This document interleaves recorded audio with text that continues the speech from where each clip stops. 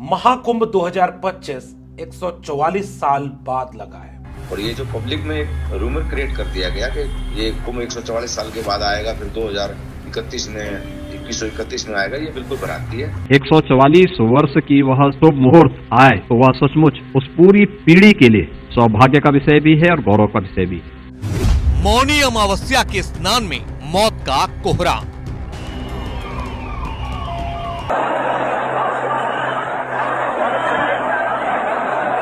प्रयागराज की महाकुंभ जो एक विशेष प्रकार का महाकुंभ है। अगर आपके पास व्यवस्था नहीं है तो आप किसी को भी मत बोलिए कि प्रयागराज आए और प्रयागराज की बुकिंग सब जगह से बंद करवा दीजिए।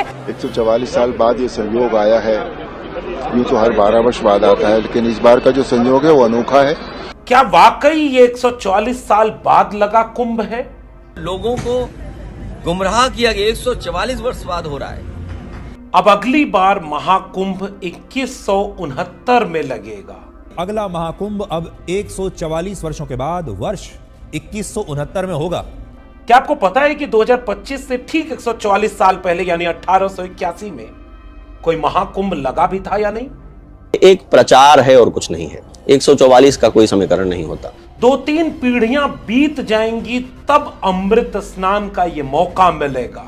तब तक आप शायद जीवित नहीं होंगे और इसलिए अगर इस बार के महाकुंभ में आपने ये पवित्र स्नान नहीं किया तो ये अवसर आपके जीवन में दोबारा कभी नहीं आएगा।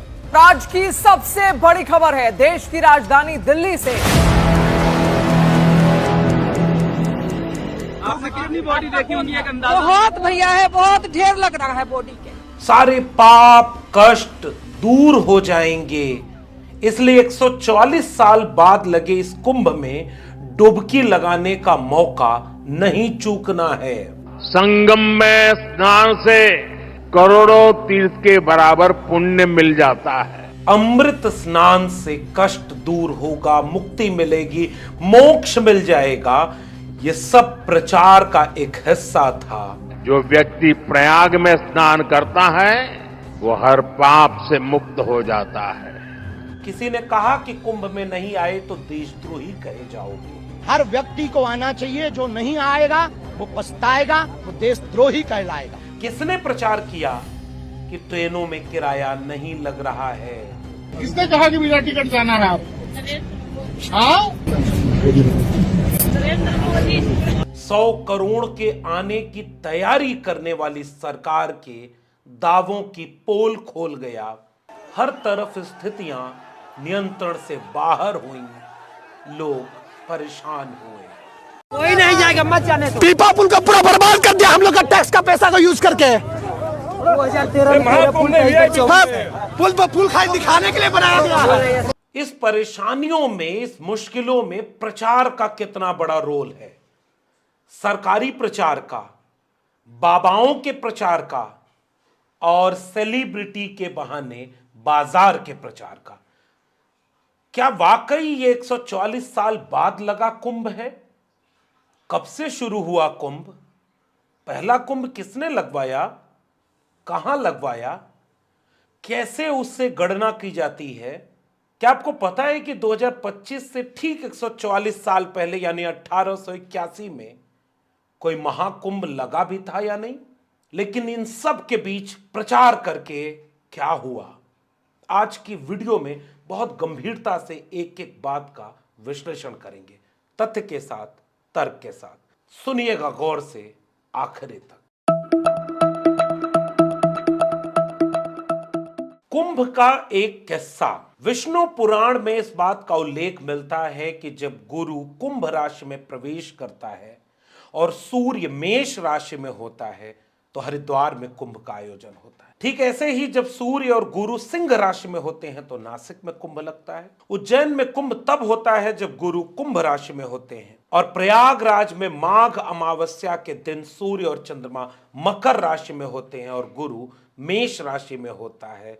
इसके मुताबिक कुंभ लगता है। हर 6 साल में अर्ध कुंभ, हर 12 साल में पूर्ण कुंभ और 144 साल में महाकुंभ लगता है। और इसकी कोई एक गणना, एक धारणा, एक मान्यता कहीं नहीं है। इतिहास के प्रमाण कुछ नहीं मिलते। पुराणों वेदों में कुछ कथाएं जरूर मिलती हैं, मगर तिथियां नहीं मिलती। गणना के रूप जरूर मिलते हैं, मगर गणना में निरंतरता नहीं मिलती।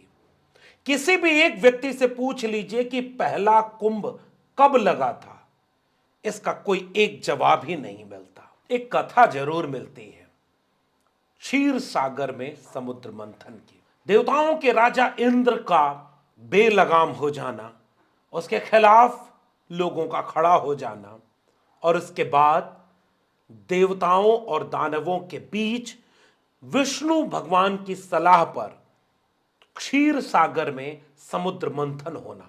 मदरांचल पर्वत को आधार बनाकर, वासुकी नाग को घेरा बनाकर क्षीर सागर में समुद्र मंथन शुरू हो जाता है।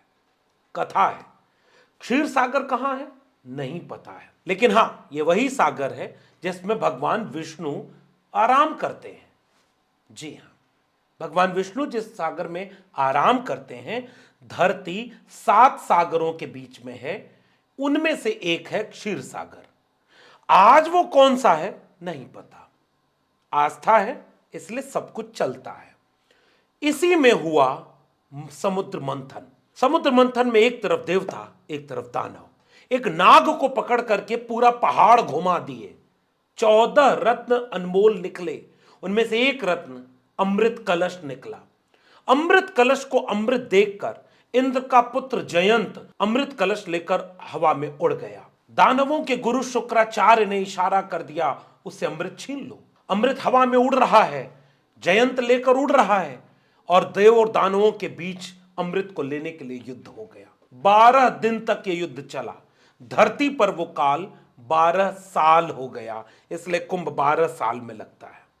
उसकी 4 बूंद टपक पड़ी, एक हरिद्वार में, एक नासिक में, एक उज्जैन में और एक प्रयागराज में। कितनी प्यारी और अच्छी कथा है। इसीलिए हर 12 साल पे वहां महाकुंभ लगता है। लेकिन क्या देवताओं और दानवों के बीच जब अमृत छलका, उसके तुरंत बाद से इन चारों जगहों पर कुंभ लगने शुरू हो गए? उज्जैन का नाम कब पड़ा, नासिक का नाम कब पड़ा, यह समुद्र मंथन किस तारीख को हुआ नहीं पता। पुराणों और धार्मिक पुस्तकों में घटनाओं का जिक्र मिलता है, तारीखों का नहीं। और गणना करके सब अपनी सुविधा से अलग अलग तारीख बताते रहते हैं। इसीलिए कुंभ कब हुआ शुरू, आज तक इसकी कोई तारीख नहीं मिलती। कुछ ग्रंथ बताते हैं कि यह सतयुग से हो रहा है, कुछ में कहा गया कि यह लगभग 850 साल पहले ही हुआ, कुछ का कहना है कि नहीं, ये बहुत बाद में लगना शुरू हुआ। कुछ ने कहा कि सम्राट हर्षवर्धन के काल में इसका पहला ठोस प्रमाण मिल रहा है। चीन का प्रमुख यात्री ह्वेनसांग अपनी भारत यात्रा के दौरान कुंभ मेले का जिक्र करता है। ह्वेनसांग ने राजा हर्षवर्धन और उसकी दयालुता का जिक्र किया है। ह्वेनसांग अपने लेख में लिखकर बताता है कि किस प्रकार राजा हर 5 साल में नदियों के किनारे मेला लगाता है और उसमें वो गरीबों को अपना पूरा कोष दान कर देता है। इसके पहले का कोई ठोस प्रमाण तारीखों के साथ, प्रमाणों के साथ नहीं मिलता है। लेकिन याद रखिएगा, किस्से कहानियां तो 10,000 साल पुरानी भी मिल जाएंगी, तारीखें नहीं मिलेंगी। इसका मतलब पहला कुंभ किस तारीख को लगा, जब आपको यही नहीं पता तो 144 साल की गणना कहां से शुरू करते हैं आप? कुछ लोग अभी नीचे कमेंट पर लिख देंगे कि जीरो का आविष्कार कब हुआ और खगोलीय गणना की शुरुआत कब हुई, दोनों में कोई तालमेल नहीं है, तो 10,000 साल पहले कैसे चले जाते हो जब जीरो ही 2000 साल पुराना है? मैं इस तरह के धर्म विरोधी लोगों की बातों का कोई जवाब नहीं दूंगा। मैं केवल एक सवाल पूछता हूं कि 144 साल की गणना आई कहां से? ये मैंने नहीं पूछा, ये बाबा लोग भी कह रहे हैं। सुनिए गौर से, ये खुद लोग कह रहे हैं कि दुष्प्रचार हुआ है 144 साल का। एक प्रचार है और कुछ नहीं है। 144 का कोई समीकरण नहीं होता। महाकुंभ के विषय में बहुत सारे लोग बहुत तरह की बातें कह रहे हैं और वो इसमें हम यूनिक क्या कह दें इससे घिरे हुए हैं।